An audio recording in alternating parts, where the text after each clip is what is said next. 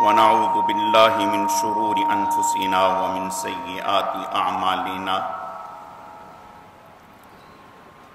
من يهده الله فلا مضل له ومن يضلله فلا هادي له ونشهد أن لا إله إلا الله وحده لا شريك له ولا نظير له ولا مثل له ولا مثال له ونشهد أن سيدنا وسندنا وشفيعنا ومرشدنا ومولانا وملجانا محمد وبارك وسلم وصلي عليه. اعوذ باللہ من الشیطان الرجیم بسم اللہ الرحمن الرحیم. یا ایہا الذین آمنوا کتب علیکم الصیام کما کتب علی الذین من قبلکم لعلکم تتقون.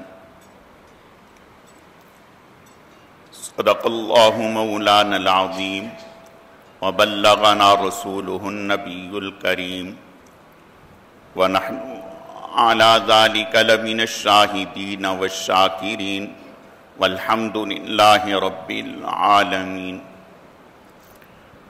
يا رب صل وسلم دائما ابدا على حبيبك خير الخلق كلهم. گرامی قدر معزز حاضرین، میرے واجب الاحترام بزرگوں اور عزیز نوجوان ساتھیوں، میں نے آپ کے سامنے قرآن مجید فرقان حمید میں سے ایک آیت کریمہ تلاوت کی ہے. رب ذوالجلال سے دعا ہے کہ وہ ذات بزرگ و برتر مجھے اس کی روشنی میں صحیح صحیح کہنے کی اور سمجھانے کی توفیق عطا فرمائے. پھر اللہ رب العزت کی ذات اس مختصر وقت میں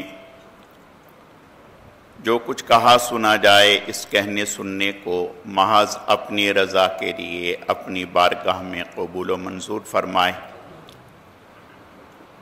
ہم سب کی نجات اور ہدایت کا، مغفرت کا ذریعہ اور سبب بنائے.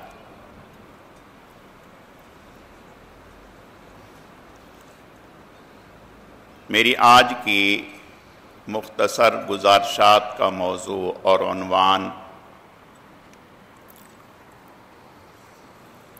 تقویٰ کسے کہتے ہیں اور تقویٰ کی برکات کیا ہیں، یہ عنوان ہے. اسی سے متعلق چند باتیں عرض کرنی ہیں. اللہ رب العزت صحیح صحیح کہنے کی، سمجھانے کی، سمجھنے کی، عمل کرنے کی توفیق عطا فرمائے.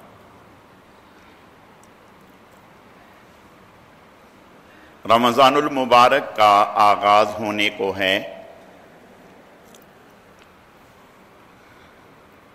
اللہ رب العزت کا ہم پر احسان ہے کہ اللہ پاک نے ہمیں پھر سے رمضان والی دولت سے مالا مال فرمایا ہے. اللہ اس پر ہمیں زیادہ سے زیادہ شکر کرنے کی توفیق عطا فرمائے. اللہ رب العزت ہمارے خالق بھی ہیں اور ہمارے مالک بھی ہیں. خالق کہتے ہیں پیدا کرنے والے کو،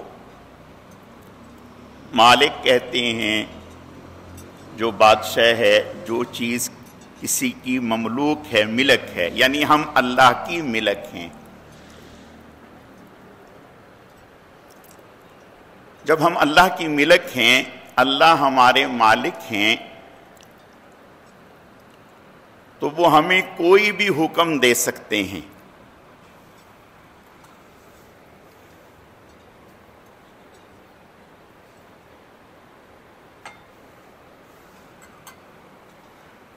اللہ پاک ہمیں کوئی بھی حکم دے سکتے ہیں اور ہمارے لیے بغیر کسی چوں چراں کیے اس حکم کی تکمیل لازم ہے۔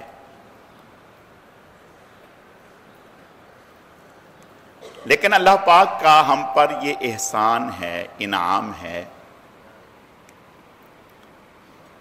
کہ اللہ پاک ہمیں محض جیسے دنیا کا ضابطہ ہے کہ کوئی قانون پاس کر دیا جاتا ہے، کسی کو اچھا لگے یا برا لگے، اللہ پاک کا معاملہ ایسا نہیں، بلکہ اللہ پاک اپنے بندوں پر شفیق ہیں، رحیم ہیں، رحمان ہیں۔ پہلی بات تو یہ کہ اللہ تعالیٰ انسان پر اس کی طاقت سے بڑھ کر کوئی بوجھ نہیں ڈالتے، ایسا نہیں کرتے کہ جسے انسان کر نہ سکے۔ پھر یہ نہیں کہ اللہ پاک حکم دے دیتے ہیں کہ بس ایسا کر دو،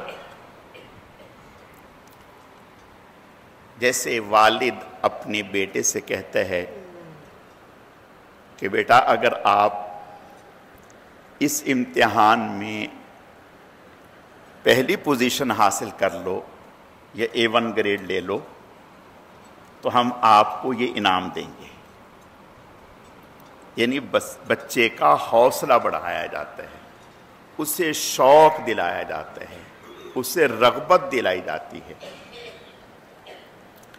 اسی طرح اللہ پاک اپنے بندے کو عمل کا شوق دلاتے ہیں، رغبت دلاتے ہیں، بتلاتے ہیں کہ اس سے تمہیں ملے گا کیا۔ اس کی مثال یوں سمجھیں کہ ایک ڈاکٹر ہے جو بغیر سن کیے بے ہوش کی آپریشن کر رہا ہے، اور ایک ڈاکٹر ہے جو پہلے مریض کی ذہن سازی کرتا ہے، اسے تیار کرتا ہے اور اسے کہتا ہے کہ فکر نہ کرو، آپ کو کوئی تکلیف نہیں ہوگی، آپ کو پتہ بھی نہیں چلے گا۔ پھر اچھے طریقے سے اس کو بے ہوش کرتا ہے، سن کرتا ہے، پھر اس کا آپریشن کرتا ہے۔ رب کریم ہمیں رمضان کا حکم دیا، روزے کا حکم دیا، تو سب سے پہلے تو ہمیں یہ کہا کہ آپ یہ نہ سمجھیں کہ یہ صرف تمہارے ہی اوپر بوجھ لاد دیا ہے، یعنی تمہیں ہی مشقت میں ڈالے ہے، نہیں، جتنی بھی امتیں آئی ہیں، شریعتیں آئی ہیں، سب میں ہم نے اس روزے کو لازم کیا ہے۔ تو لہٰذا جب آدمی کو یہ پتہ چلتا ہے کہ اوروں نے بھی رکھے ہیں تو یہ کوئی اتنا بڑا کام نہیں ہے، میں بھی رکھ لوں گا۔ اب اللہ کہہ رہے ہیں کہ آپ پر بھی روزہ ہے جیسا کہ پہلی امتوں پر تھا۔ پھر یہ نہیں کیا کہ بھی کہا کہ 30 دن آپ نے کھانا ہی کچھ نہیں، 30 دن آپ نے کھانا ہی کچھ نہیں، کھائیں جتنا دل چاہے کھائیں، بس ٹائم بدل دیا اور کچھ بھی نہیں، ٹائم بدل دیا۔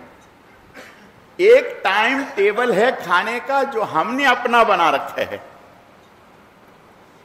اور ایک ٹائم ٹیبل اللہ کا دیا ہوا ہے کہ اس وقت کھا لیں، اس وقت افطار کریں، پابندی نہیں، کھائیں، لیکن ٹائم ٹیبل دے دیے۔ اللہ پاک فرما رہے ہیں کہ ہم نے یہ جو کیا لعلکم تتقون،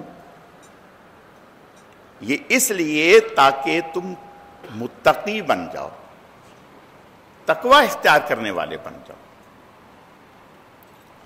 قرآن پاک میں یہ لفظ سینکڑوں دفعہ آیا، لعلکم تتقون۔ کہیں فرمایا یا ایھا الذین آمنوا اتقوا اللہ حق تقاتہ، کہیں فرمایا واتقونی یا اولی الالباب، کہیں فرمایا وَلَقَدْ وَصَّيْنَا الَّذِينَ أُوتُوا الْكِتَابَ مِنْ قَبْلِكُمْ وَإِيَّاكُمْ أَنِ اتَّقُوا اللَّهَ، کہیں فرمایا یا ایھا الذین آمنوا اتقوا اللہ حق تقاتہ، کہیں فرمایا یا ایھا الذین آمنوا اتقوا اللہ وکونوا مع الصادقین، کہیں فرمایا واللہ یحب المتقین، کہیں فرمایا وانجینا الذین آمنوا واتقوا۔ تو اللہ پاک نے جگہ جگہ تقوی کا ذکر فرمایا۔ اب تقوی ہے کیا؟ اور کہیں فرمایا وَمَن يَتَّقِ اللَّهَ يَجْعَلْ لَهُ مَخْرَجًا وَيَرْزُقْهُ مِنْ حَيْثُ لَا يَحْتَسِبُ، اور کہیں فرمایا وَلَوْ أَنَّ أَهْلَ الْقُرَىٰ آمَنُوا وَاتَّقَوْا لَفَتَحْنَا عَلَيْهِمْ بَرَكَاتٍ مِّنَ السَّمَاءِ وَالْأَرْضِ۔ تو اللہ پاک نے جگہ جگہ تقوی کا ذکر فرمایا۔ تو اللہ فرماتے ہیں کہ ہم یہ چاہتے ہیں کہ تم متقی بن جاؤ، تقوی گزار بن جاؤ۔ اب تقوی گزار کسے کہتے ہیں؟ تقوی گزار کے معنی یہ ہیں کہ تم اللہ کے حکم کو ترجیح دینے لگ جاؤ، اپنی خواہش پر اللہ کے حکم کو ترجیح دے دو۔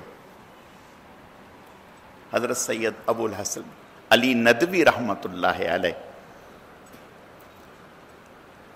ان سے کسی نے پوچھا کہ تقوی کسے کہتے ہیں؟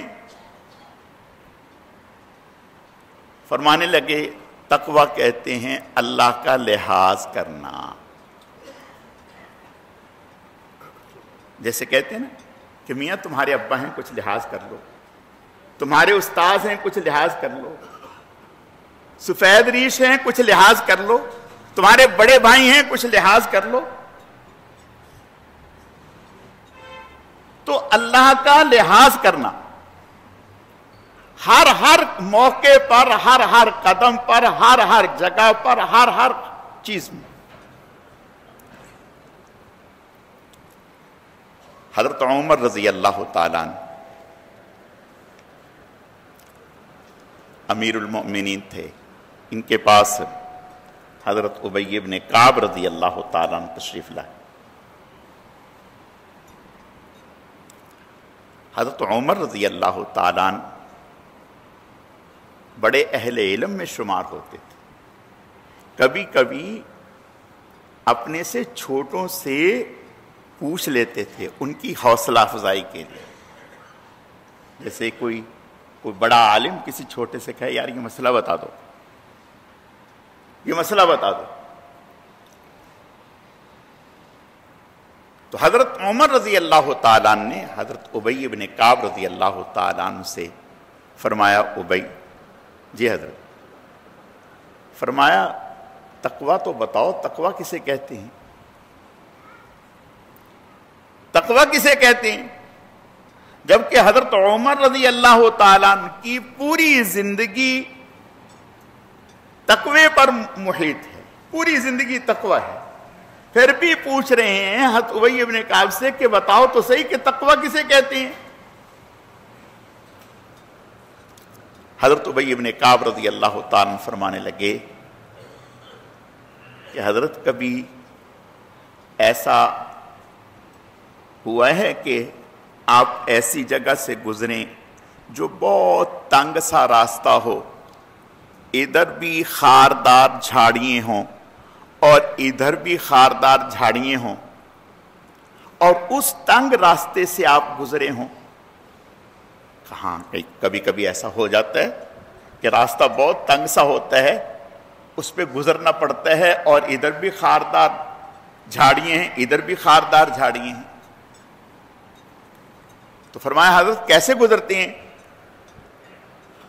کہا اپنے آپ کو سمیٹ کر، کپڑوں کو سمیٹ کر، دائیں بائیں سے بچا کر کہ کہیں ہمارے کپڑے میں کوئی کانٹا نہ گھس جائے، کوئی کانٹا ہمارے لباس کو پھاڑ نہ دے، ہمارے جسم پہ کوئی کانٹا نہ لگ جائے۔ فرمایا حضرت بس اسی کا نام تو تقوی ہے، اس دنیا سے اپنا دامن بچا کر کے گزر جانا کہ میری ایمان والے لباس پر، تقوی والے لباس پر کوئی گناہ کا کانٹا نہ لگ جائے، کوئی گناہ کا کانٹا میرے اس لباس کو پھاڑ نہ دے. اسی کا نام تقوی ہے کہ اپنے دامن کو، اپنے آپ کو بچانا ہر وقت. اور پھر اللہ کیا کہہ رہے ہیں کہ یہ روزہ اس لیے آپ پر رکھا کہ آپ کو تقوی کی مشق کرا دی جائے، تقوی کی مشق کرا دی جائے.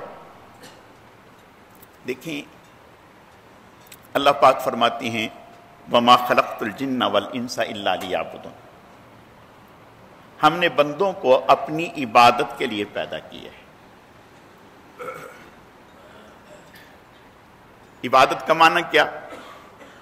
اللہ کے ہر حکم پر سر تسلیم خم کر دینا. اور جب بندہ 11 مہینے اپنے روز مرہ کے معمولات میں لگتا ہے کہ باہر کی چیزیں اس کے اوپر اثر انداز ہوتی ہیں، وہ ایسی اثر انداز ہوتی ہیں جیسے آپ دیر تک گاڑی باہر کھڑی رکھیں اور اس کے اوپر کپڑا نہ ڈالیں تو 1 مہینے کے بعد آپ دیکھیں کہ گاڑی کا کیا حال ہوتا ہے. آپ نے گاڑی باہر کھڑی کر دی، کپڑا نہیں ڈالا، 1 مہینے کے بعد اس کے اوپر مٹی کی تہ جم جائے گی. بالکل اسی طرح سے 11 مہینے باہر کے ماحول سے ہماری آنکھ بھی متاثر ہو رہی ہے، ہماری زبان بھی متاثر ہو رہی ہے، ہمارا اخلاق بھی متاثر ہو رہا ہے، ہماری سوچ بھی متاثر ہو رہی ہے، ہماری عبادات بھی متاثر ہو رہی ہیں. تو اللہ یہ چاہتے ہیں کہ اس مہینے سے، رمضان المبارک کے مہینے سے ہمارے اندر ایسی مشق ہو جائے کہ جس سے ہمارے اندر تقوی کی روح بیدار ہو جائے. اب تقوی کیا ہے کہ رمضان ہم اس طرح سے گزار دیں کہ ہماری آنکھ میں بھی اطاعت و فرما برداری آ جائے، ہماری زبان میں بھی اللہ تعالیٰ کی اطاعت و فرما برداری آ جائے، ہمارے معاملات میں بھی اللہ تعالیٰ کی اطاعت و فرما برداری آ جائے، ہمارے اخلاق میں بھی اللہ تعالیٰ کی اطاعت و فرما برداری آ جائے، ہماری معاشرت میں بھی اللہ تعالیٰ کی اطاعت و فرما برداری آ جائے، ہماری گھریلو زندگی میں بھی اللہ تعالیٰ کی اطاعت و فرما برداری آ جائے، ہمارے باہر کی زندگی میں بھی اللہ تعالیٰ کی اطاعت و فرما برداری آ جائے. اور پھر تقوی صرف رمضان کے مہینے کے لیے نہیں، یہ رمضان کے مہینے میں تو ٹیوننگ ہے. جیسے گاڑی کی ٹیوننگ ہوتی ہے نا، گاڑی گھٹ گھٹ کے چلتی ہے، صحیح چلتی نہیں تو اس کی ٹیوننگ کرائی جاتی ہے تاکہ کھل کے چلے. تو رمضان المبارک میں روحانی ٹیوننگ ہے تاکہ رمضان کے بعد تقوی کے اوپر گاڑی چلے. اب تقوی کیا ہے؟ اللہ اکبر. حضرت امام ابو حنیفہ رحمۃ اللہ علیہ کپڑے کا کاروبار تھا، کپڑے کے بہت بڑے بزنس مین تھے. ایک دفعہ ایک تھان آ گیا جس میں کچھ نقص تھا. اب ہمارے ہاں کیا ہوتا ہے، اللہ ہماری حفاظت فرمائے، نقص کو چھپا کے رکھتے ہیں. پھل والا داغ دھبا جو ہے نا اس کا خراب، وہ نیچے کر کے رکھے گا. آپ اگر لیں گے بھی تو وہ آپ کی آنکھ چوکے گی تو وہ ڈال دے گا جو اس کی نظر میں ہے. گھر جا کے دیکھیں گے یہ کیا نکل آیا.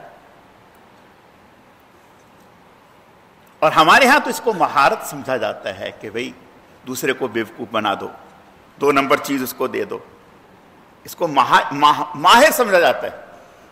حضرت امام ابو حنیفہ رحمۃ اللہ علیہ اپنے جو خادم تھا دکان کے اوپر بیٹھتا تھا اس کو بتا دیا، کہا کہ دیکھو یہ ہمارے پاس کپڑے کا وہ تھان آیا ہے، اس میں نقص ہے، اب جس کو بھی بتائیں ایک تو بتا کر کے کہ بھی اس میں یہ نقص ہے، اور دوسرا اس کے پیسے کم، یعنی جو صحیح سامان ہے اس سے کم کر کے پیسے۔ اب حضرت اتفاق سے نماز کے لیے گئے یا ادھر ادھر کسی کام سے گئے تو واپس آئے، دیکھا تو وہ کپڑے کا تھان بک گیا، بیچ دیا۔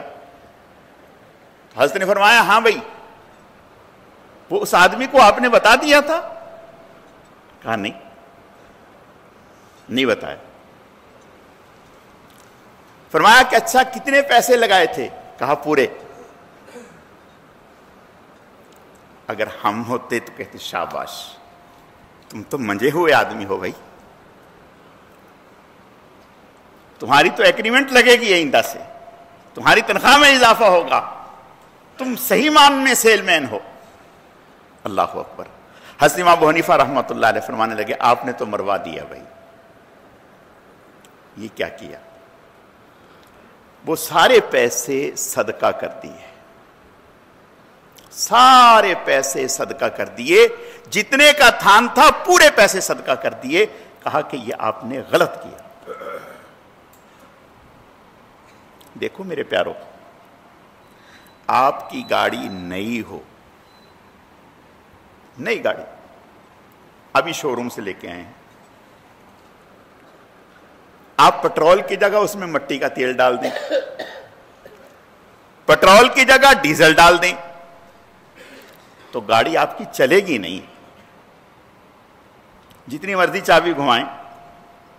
کوئی سمجھدار آدمی آ گیا، اس نے پوچھا کہ بھئی مولانا صاحب کیوں ٹکرے مار رہے ہیں، کیا ہوا، چل کیوں نہیں رہی؟ کہا پتہ نہیں کیوں نہیں چل رہی۔ کہا اچھا کس میں پٹرول ڈالا؟ کہا نہیں پٹرول تو نہیں ڈیزل ڈالا۔ کہا ہنسے گا کہ کیسے چلے گی، اس کو کمپنی نے پٹرول پہ بنایا ہے، ڈیزل پہ نہیں بنایا۔ ہمارے خالق و مالک نے ہمیں تقوی پر پیدا کیے ہے، 2 نمبری پر نہیں، بے ایمانی پر نہیں، جھوٹ پر نہیں۔ رب کریم نے اسی تقوی کی ٹریننگ دینے کے لیے، ہماری اصلاح کے لیے، کہ یہ میرا بندہ میرے حکم کو کس قدر مانتا ہے، حلال چیز روک دی۔ انسان کی مزاج ہے، وہ کہتا ہے کہ میں غلط نہیں سنوں گا، یعنی کسی کو کہیں وہ کہتے ہیں یہ تو جائز ہے، جب جائز ہے تو میں کیوں چھوڑوں؟ لیکن اللہ یہ بتا رہے ہیں کہ تم نے ہمارے حکم پر چلنا ہے، ایک چیز حلال ہے، صحیح ہے، طیب ہے، زمزم ہے، لیکن روزہ ہے، تمہیں کہا جائے گا پیو۔ لیکن اب اللہ کے حکم کو مانتے ہوئے حرام تو حرام، اس حلال کو بھی اپنے ہونٹ پہ نہیں لانا، یہ اللہ کا حکم ہے۔ اس کا نام تقوی ہے کہ اللہ کے ہر حکم پر مٹ جانا۔ نماز پڑھنا عبادت ہے، ثواب ہے، لیکن کب؟ جب اللہ کا حکم ہوگا۔ اب اللہ کا حکم ہے کہ جب سورج نکل آیا، سورج نکل رہا ہے، اس وقت نہیں پڑھنی۔ اب اگر کوئی نماز نیت کی باندھ کر کھڑا ہو جائے اور بڑے خشوع خضوع سے پڑھ رہا ہو تو سچ بتائیں وہ ثواب کما رہا ہے یا گناہ کما رہا ہے؟ گناہ کما رہا ہے۔ وہ کہے گا میں تو عبادت کر رہا ہوں، لیکن اس کو کہا جائے گا عبادت تب ہے جب اللہ کا حکم ہوگا۔ تو رمضان المبارک سے اللہ تعالی ہماری مشق کروا رہے ہیں کہ حلال چیزیں بھی ہم سے چھڑوا رہے ہیں، حرام تو حرام ہیں، کہ حلال چیز چھوڑ کر ہمارے حکم پر آ جاؤ۔ جب تم ہمارے کہنے پہ حلال چھوڑ دو گے تو پھر تم ہمارے کہنے پر حرام بطری کے اولا چھوڑ دو گے۔ مولانا مظفر حسین کاندلوی رحمت اللہ علیہ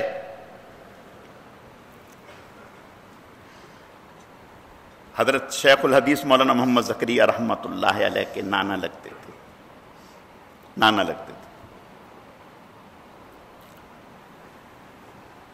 کہیں سفر کر رہے تھے، اور اس زمانے میں سفر ٹانگے سے اس طرح سے ہوتا تھا، تو اس جس کی سواری پر سفر کر رہے تھے اس کو سارا سامان بتا دیا کہ یہ سامان میں لے کے جا رہا ہوں، یعنی اتنا وزن لے کے جا رہا ہوں، اس سے زیادہ نہیں۔ ایک صاحب نے کہا کہ حضرت یہ خط ہے، یہ لے جائیں اور وہاں دے۔ کہا کہ نہیں، میں سامان اس کو دکھا چکا، اب میں خط بھی زائد نہیں لے جا سکتا۔ حضرت عمر بن خطاب رضی اللہ تعالیٰ خوشبو مشک آیا، مشک آیا، جب مشک آیا تقسیم کرنا تھا تو فرمانے لگے کوئی اس کو تقسیم کر دے، یعنی کوئی اس کو تقسیم کر دے، وزن کر کر کے لوگوں میں بانٹ دے۔ اہلیہ نے کہا کہ یہ کام تو میں بھی کر سکتی ہوں، کیا مشکل کام ہے، کیا مشکل کام، میں کر دیتی ہوں۔ فرمایا نہیں، پھر فرمایا کوئی اور کر دے، پھر فرمایا، پھر اہلیہ نے کہا، حضرت نے فرمایا کہ جب تم اس کو وزن کرنے کے لیے ترازو میں ڈالو گی تو جو تمہارے ہاتھ کو لگے گا اس کا کیا ہوگا؟ یہ تو کوئی بھی کرتا اس کے ہاتھ کو لگتا، یہ تو کوئی بھی کرتا اس کے ہاتھ کو لگتا۔ عرض کرنے کا مقصد یہ ہے کہ یہ حضرات وہ تھے کہ جن کا ہر وقت کانٹا اللہ تعالی کی مشیت کے سامنے رہتا تھا کہ میرا کوئی ایسا عمل تو نہیں جو اللہ کی رضا اور مشیت سے ہٹ کے ہو، کوئی ایسا عمل تو نہیں۔ یہی حضرت امام ابو حنیفہ رحمت اللہ علیہ چلتے جا رہے ہیں، گرمی کا زمانہ ہے، سائے میں، جیسے مکانوں کا سایہ ہوتا ہے نا، تو سائے میں چلتے جا رہے ہیں مسجد میں جانے کے لیے۔ چلتے چلتے آگے ایک جگہ پر سایہ چھوڑا، دھوپ میں سے گزرے اور پھر سائے میں آ گئے۔ اب جو ساتھ تھے انہوں نے کہا کہ یہ بات ہمیں سمجھ میں نہیں آئی کہ آپ گھر سے نکلے یوں سائے میں چلتے چلتے جا رہے ہیں، اب یہاں آ کر آپ دھوپ میں ہوئے، چند قدم چلے، پھر سائے میں آ گئے۔ کہا کہ جس صاحب کا مکان آیا تھا اس نے مجھ سے قرض لے رکھا ہے، میں اگر اس کے مکان کے سائے سے فائدہ حاصل کرتا تو مجھے ڈر لگ رہا تھا کہ کہیں سود کے زمرے میں نہ آ جائے۔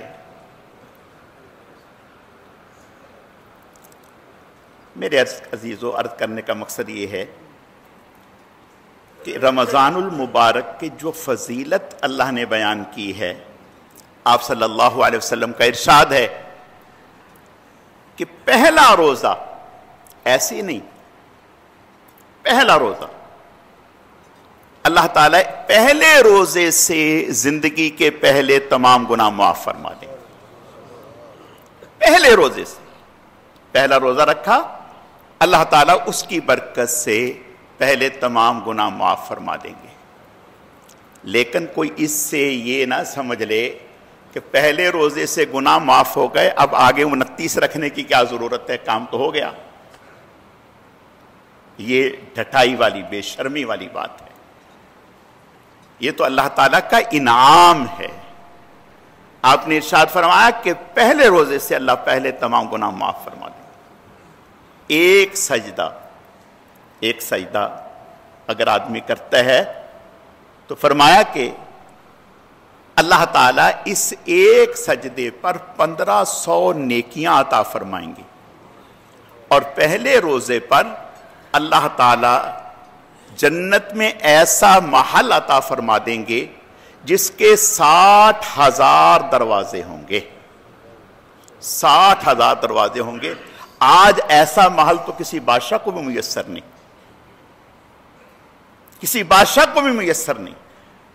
اور پھر سب سے بڑی بات آپ نے ارشاد فرمایا روزے دار کے لیے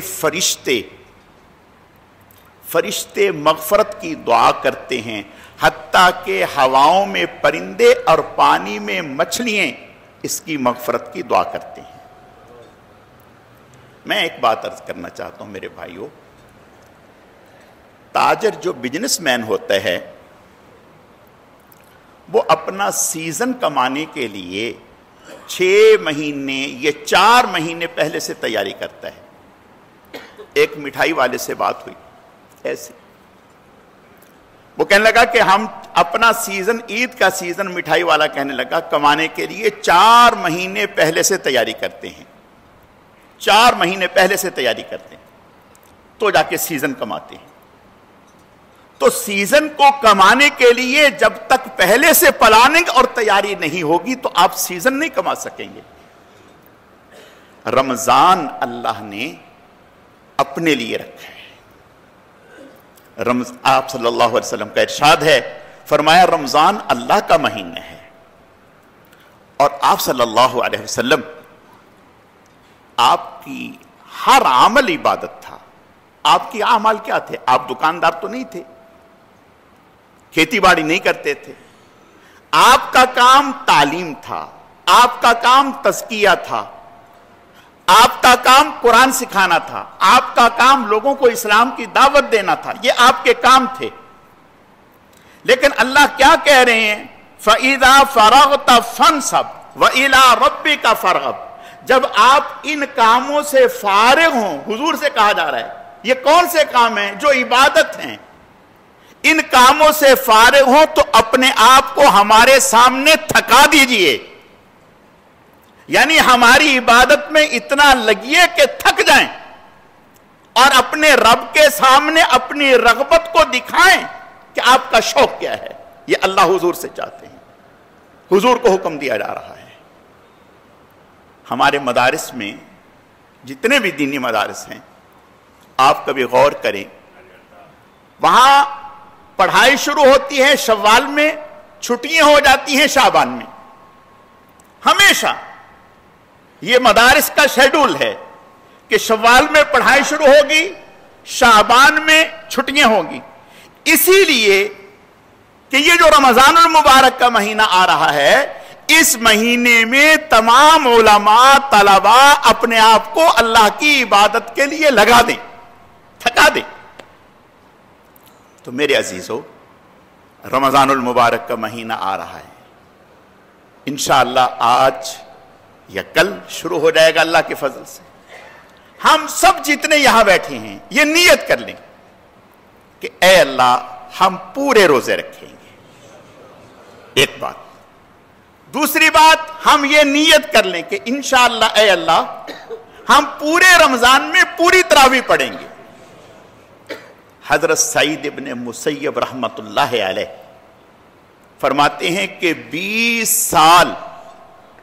سال میرے اس طرح سے گزرے کہ جب آذان ہوتی تھی تو میں مسجد میں ہوتا تھا۔ سمجھے بات کو؟ یعنی آذان سے پہلے 20 سال میرے ایسے گزرے ہیں کہ آذان سے پہلے میں مسجد میں ہوتا تھا، مسجد میں ہوتا تھا تو آذان ہوتی تھی۔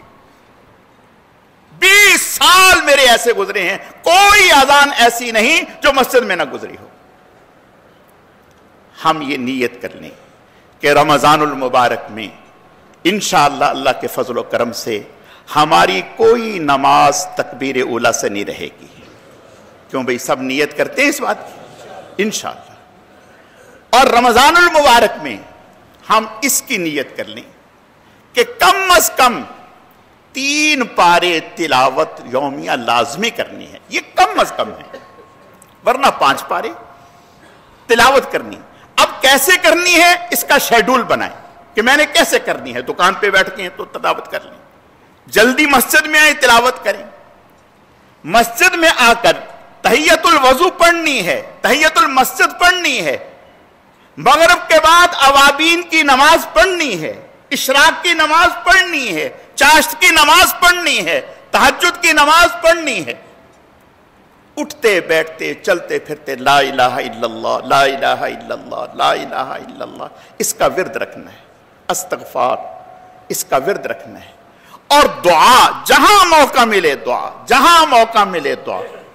آخری بات، حدیث شریف میں آتا ہے، علماء نے لکھا ہے کہ صرف رمضان میں جو اللہ کی رحمتیں آسمانوں سے زمین پر برستی ہیں، اس کی مثال ایسے ہے جیسے قطرہ سمندر کے سامنے۔ پورا سال جو رحمتیں زمین پر برستی ہیں وہ قطرے ہیں سمندر کے سامنے، یعنی ایک قطرہ ہے، اور رمضان میں جو اللہ کی رحمتیں اترتی ہیں وہ سمندر ہے، سمندر ہے۔ ہر وقت صبح و شام لاکھوں کروڑوں انسانوں کی اللہ تعالیٰ صبح میں، شام میں، رات میں، افطار میں، سحر میں مغفرت فرماتے ہیں۔